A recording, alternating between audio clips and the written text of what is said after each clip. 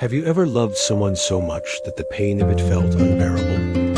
Imagine asking God to rip that love out of your heart, only to discover that the silence left behind is 1,000 times worse. This is the story of a woman who made that desperate plea, a prayer she would come to regret for the rest of her days. She thought she was escaping pain, but she was walking straight into a void. Her story is a powerful reflection of our own deepest fears and desires. Before we continue, I want to feel the presence of everyone who is connecting with this message. Tell me, from which city and state are you watching this right now? I want to see how far this story of love and loss can reach. And as you share your location, if you believe in the power of stories to transform our lives, take a moment to subscribe to our channel. By joining us, you become part of a community seeking deeper meaning and understanding. Her name was Ilara. She lived in a small, sun-drenched village where everyone knew each other's joys and sorrows. Her heart belonged to Liam, a man with eyes the color of the summer sky and a smile that could calm any storm. Their love was a legend in the village, a beautiful, intense fire that warmed everyone around them. But love, especially a love so fierce, is never simple. Liam was a wanderer, his spirit tied to the open road and the promise of distant lands. He loved Ilara, but his soul yearned for horizons she could not see. Each departure felt like a piece of her soul being torn away. The waiting, the uncertainty, the sleepless nights filled with worry. It all became a crushing weight.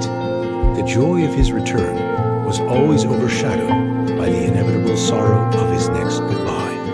The pain grew with each passing season, weaving itself into the fabric of her being. Her heart, once a source of immense joy, had become a battlefield of conflicting emotions. Love and agony were so intertwined, she could no longer tell them apart.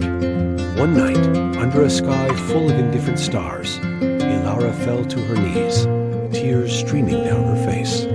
She was broken. The constant cycle of hope and despair had shattered her. In a moment of sheer desperation, she prayed to Jesus. "Lord," she whispered, her voice trembling, "I can't bear this anymore. This love is destroying me. Please, I beg you, take it away.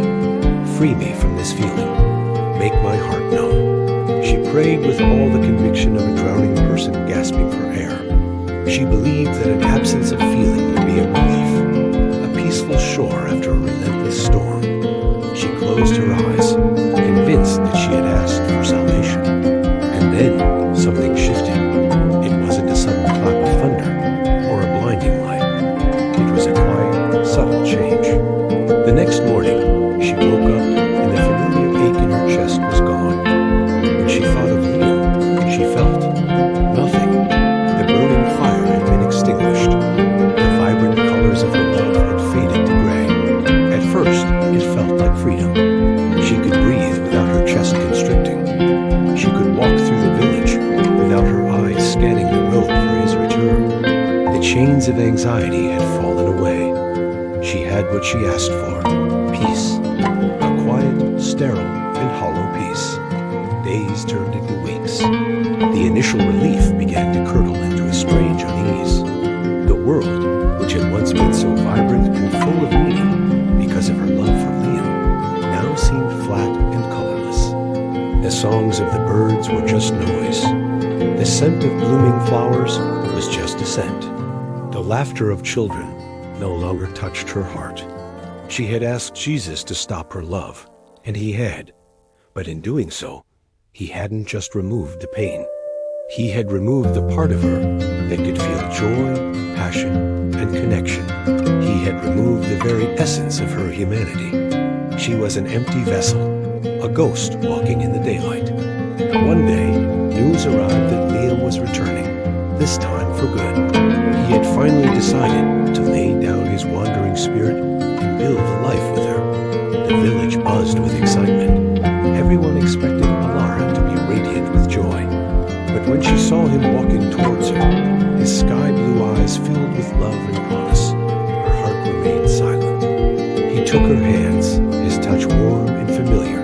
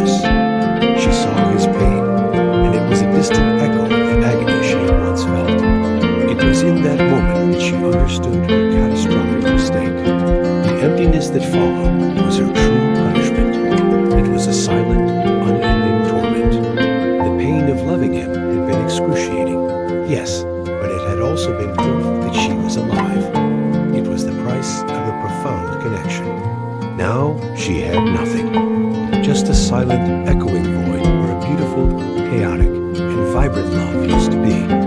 She had prayed for an end to her suffering, not realizing that suffering was a part of the tapestry of love. To remove one was to destroy the other. She would spend the rest of her days looking at the man she was meant to be with, a stranger to her own heart, living in the quiet hell she had begged God to create. Her story became a whispered cautionary tale in the village, a reminder that some prayers are better left unanswered, and that an empty heart is a far heavier burden than a broken one. This story teaches us a profound lesson. We often pray to escape our pain, our struggles, our heartaches. But sometimes, these very challenges are what make us human. They are what carve out the depth in our souls, allowing for even greater joy and compassion. Be careful what you ask to be taken away. Sometimes, the things that hurt us the most are also the things that make life worth living. The absence of pain is not always peace. Sometimes, it's just emptiness. If this story has moved you and made you reflect on the nature of love and pain, please subscribe to our channel. Don't miss the next video that will appear on your screen now. It explores what happens when we learn to embrace our struggles instead of running from them, and the incredible strength we can find in our deepest wounds. Click now